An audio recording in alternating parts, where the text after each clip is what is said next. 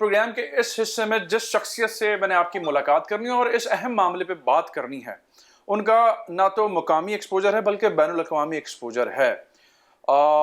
اہم شعبہ تعلیم یا ایجوکیشنسٹ تو ایک ٹرم ہے، ان کا نام اور ان کے کام کے بارے میں بھی پہلے ان سے بات کروں گا، اور پھر جو ہمارا موضوع ہے جو کہ بڑا ہی اہمیت کا حامل ہے اس پر ان کا ایکسپیرینس بھی آپ کے سامنے رکھیں گے اور وجوہات بھی جانیں گے کہ وہ کیا سمجھتے ہیں۔ پروفیسر ڈاکٹر عبدالرشید صاحب ستارہ امتیاز بھی ہیں، قائم مقام جو ہے جامعہ کراچی کے وائس چانسلر رہ چکے ہیں، اور اس وقت جو ہے گلوبل اسپرچل جو کاؤنسل ہے یا عالمی روحانی کاؤنسل کے صدر بھی ہیں۔ پاکستان میں 6 ماہ ہوتے ہیں اور 6 ماہ اپنی ذمہ داریاں امریکہ اور یورپ میں اس ذمہ داری کے تحت ادا کر رہے ہیں۔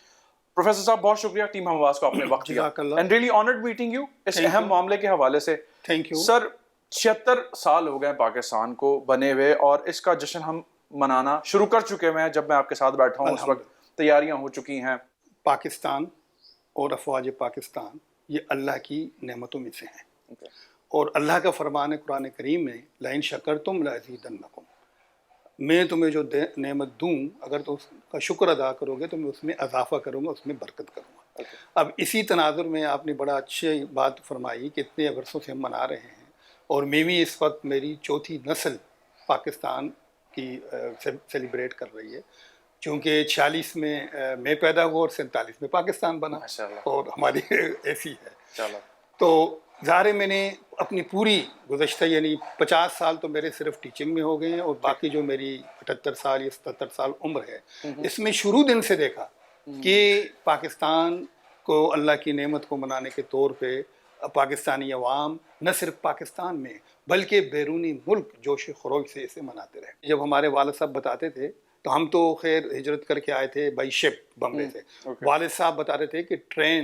ٹرینوں میں وہ ٹرینیں جن کو فوجی کور کرتے تھے وہ تو محفوظ پہنچ جاتے، اور جہاں فوجی نہیں ہوتے تھے وہاں خون ہی خون ہوتا تھا۔ تو یہ ہمیں ایک ذہن میں رکھنا چاہیے کہ اس پاکستان کو اگر محفوظ کیا ہے تو ہماری افواج نے کیا ہے، اور اس کے ساتھ ساتھ میرا جو اس وقت مشن ہے بنیادی طور پہ امن اور محبت، یہ دو لوگوں جو ہیں ان کو میں لے کر پاکستان کے عوام اور افواج کی طرف سے دنیا بھر میں پھیلاتا ہوں، اور الحمدللہ دنیا اب اس کو سمجھتی ہے کہ اگر امن دنیا میں کسی وقت بھی اگر امن ہے تو وہ صرف پاکستان کی وجہ سے ہے، اور پاکستان عوام اور فوج کی وجہ سے ہے۔ کیونکہ آپ تاریخ دیکھیں، آپ بھی ماشاءاللہ تاریخ پڑھتے ہیں، کسی افواج کی اتنی بڑی قربانیاں لوکل اور گلوبل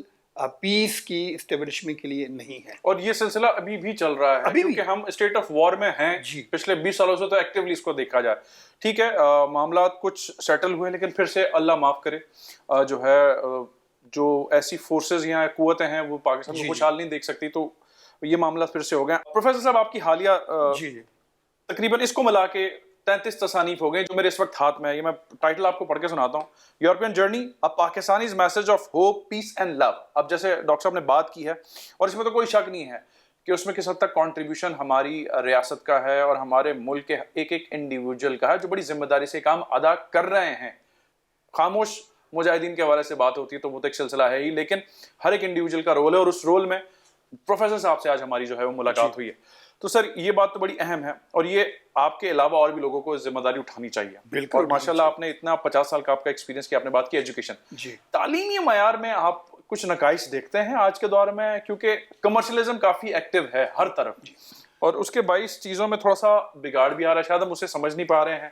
تو ایک کنزرویٹو ورسز لبرل ایک وار ہے۔ دراصل بات یہ تعلیمی نظام میں جو کمی ہے نا، وہ ہم نے اس کو اپنے کلچر سے الگ کر دیا ہے۔ دیکھیے، ہم اس وقت تعلیم بے شک ٹھیک ہے، آپ تعلیم کو اعلیٰ درجے پہ لے جائیں، یورپ امریکہ برابر لے جائیں، لیکن جب آپ اپنے کلچر کو اگنور کریں گے نا تو پھر وہ چیز نہیں ہوگی۔ کیونکہ ہمارے ہاں جو یعنی مسلم کمیونٹی ہے یا پاکستان ہے، وہاں پر تعلیم کے ساتھ ساتھ تربیت زیادہ اہم ہے، اور یہی چیز ہے کہ جو تعلیم کے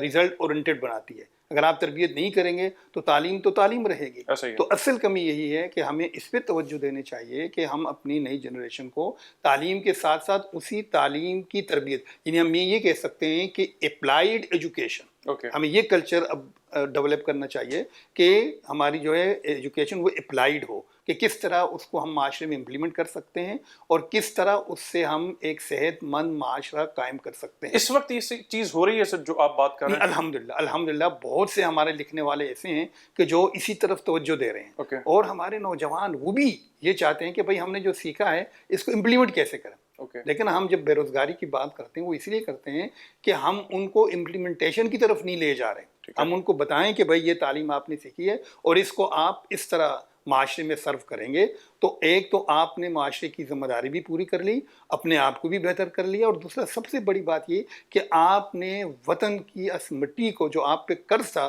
وہ آپ نے ادا کر دیا۔ سر ایک پرسپشن یہ ہے کہ آج کے دور میں، دور حاضر میں جہاں اتنی تیزی آ گئی ہے ہر چیز کے اندر، تو سوشل میڈیا نے وہ تحقیق کرنے والے معاملات کو آسان جہاں کیا تو ہماری ڈپینڈنسی اس طرف زیادہ ہو گئی ہے، تو ہم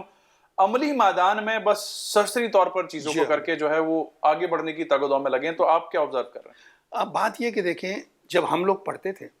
تو ہم لائبریری کے تہہ خانے میں جاتے تھے اور گھنٹوں بسر کرتے تھے ایک کتاب نکالنے میں، پھر اس میں سے ہم میٹر لیتے تھے اور ریفرنس دیتے تھے نا۔ اب کیا ہے، اب آپ بچوں نے وہ کھولا، اس میں سے نکالا اور اس کو شامل کر لیا۔ تو اصل ہمیں دوبارہ اس طرف توجہ دینی چاہیے، یعنی اب ریڈنگ کا کلچر بالکل ختم ہو رہا ہے، ہمیں ریڈنگ کلچر پہ جانا چاہیے کہ آپ پڑھیں اور بنیادی سورسز کو لیں، دوسرے سورسز نہیں، خود نکالیں نا۔ لیکن ہم نے، اگر میں نے میڈیا سے ایک چیز لے لی تو میرا کیا کنٹریبیوشن ہے؟ میرا تو یہ ہے کہ میں ایک کتاب کو پڑھوں، اس کو انالائز کروں اور پھر اس کا ریزلٹ نکالوں۔ جیسے ہم کہتے ہیں کہ ہم جو بھی تحقیق کریں اس کا اثر ہونا، یعنی تحقیق معاشرے میں کیا فائدہ ہے۔ کیونکہ آپ کے میں نے کچھ پروفائل میں پڑھا ہے، تحقیق والے معاملے میں بھی آپ نے کافی کام کیا ہے، پیپرز کے اندر آپ نے کافی کنٹریبیوٹ کیا۔ پاکستان میں جتنے پی ایچ ڈیز ہیں، جتنے تو نہیں، تقریباً 40 لوگوں کے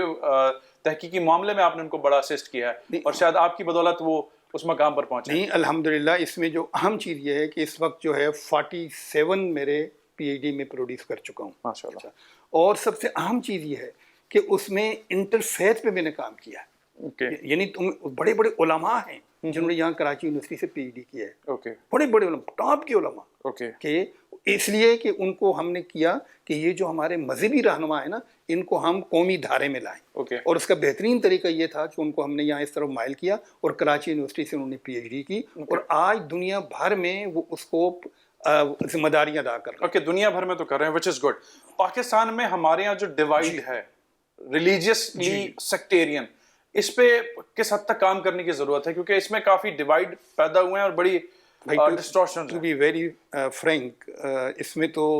میں نے ابھی حال ہی میں ایک ٹویٹ کیا تھا کہ پاکستان کو ملا ازم سے نجات دلانی پڑے گی۔ جب تک آپ اس سے نجات نہیں دلائیں گے نہیں ہوگا، اس لیے کہ تقسیم کیوں ہے بھائی؟ ایز اے مسلم بات کریں نا، آپ یقین جانے جہاں بھی وہ کوئی فارم پر فارم بھرنا ہوتا ہے، حال ہی میں نے ایک بھرا تو مسلم، اس کے بعد سیکٹ میں نے لکھا اونلی مسلم۔ ایسٹ کے ساتھ ساتھ ویسٹ میں بھی جو ہے وہ اپنی سروسز دے رہے ہیں، اپنا کام کر رہے ہیں۔ اس دور حاضر میں آپ کو کیا کیا ڈفرینسز محسوس ہو رہے ہیں جن پہ یہاں پر کام کرنے کی ضرورت ہے تاکہ ہم ان فرائض کو بخوبی انجام دے لیں اور اپنے ینگسٹرز کو پراپر طریقے سے میسج جو ہے وہ پاس آن کریں؟ جو گیپ مجھے فیل ہوتا ہے، آپ کی اپنی آبزرویشن وہ بھی آپ شیئر کر سکتے ہیں کہ گیپ ہے کس حد تک ہے۔ اس سلسلے میں ایک ریفرنس دینا چاہوں گا جمال الدین افغانی کا۔ انہوں نے اپنی کتاب میں لکھا، وہ اسی پہ کام کر رہے تھے، انٹرنیشنل پہ، تو ان سے سوال کیا گیا کہ بھئی آپ ایشیا، یورپ، ہر جگہ گھومیں تو آپ نے کیا دیکھا؟ انہوں نے بڑا بہترین جواب دیا تھا، یہ اس پہ تحقیق اور غور کرنے۔ انہوں نے کہا کہ میں نے ایشیا میں مسلمان دیکھے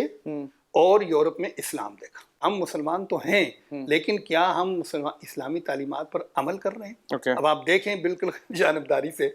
کہ آپ بھی جاتے ہیں ماشاءاللہ باہر، یورپ اور امریکہ میں پوری وہ اسلام کا نام نہیں لیتے لیکن تعلیمات اسلامی پہ عمل ہو رہا ہے، ایمانداری ہے، ملاوٹ نہیں ہے، جھوٹ نہیں ہے، دغا نہیں ہے، رشوت نہیں ہے، کیا یہ اسلام کی تعلیمات ہے؟ تو ہمیں یہ چاہیے کہ ہم اپنے بچوں کو یہ بتائیں کہ بیٹے نہ صرف ہماری یہ تعلیمات ہیں بلکہ ہمیں ان پہ عمل بھی کرنا ہے۔ اگر ہم آپ کو بچوں کو تعلیم دیتے ہیں کہ اللہ ایک ہے تو پھر ہم یہ